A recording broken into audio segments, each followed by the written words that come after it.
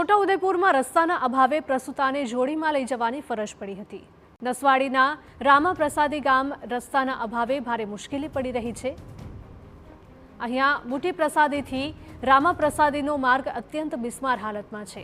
રસ્તો ન હોવાથી ગામમાં એમ્બ્યુલન્સ પણ નથી પહોંચી શકતી। સગર્ભાને પ્રસૂતિનો દુખાવો થતાં જોડીમાં લઈ જવા પરિવારજનો મજબૂર બન્યા હતા। તાત્કાલિક આ રસ્તો બનાવવામાં આવે તેવી સ્થાનિકોની માંગ છે।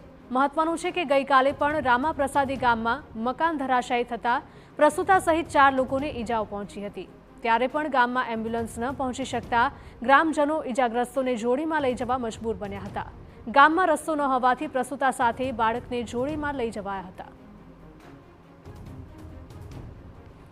તો આ ફક્ત એક જ ગામના દ્રશ્યો નથી, પરંતુ ગુજરાતના અનેક એવા અંતરિયાળ વિસ્તારના ગામડા છે કે જ્યાં હજુ પણ પાકા રસ્તા નથી અને પાકા રસ્તાના અભાવે અનેક લોકોને મુશ્કેલી વેઠવાનો વારો આવે છે। ક્યારેક પ્રસૂતાઓને જોડીમાં લઈ જવાની ફરજ પડતી હોય છે અને કંઈક આવી જ ઘટના ફરી એક વખત સામે આવી રહી છે છોટાઉદેપુરમાંથી।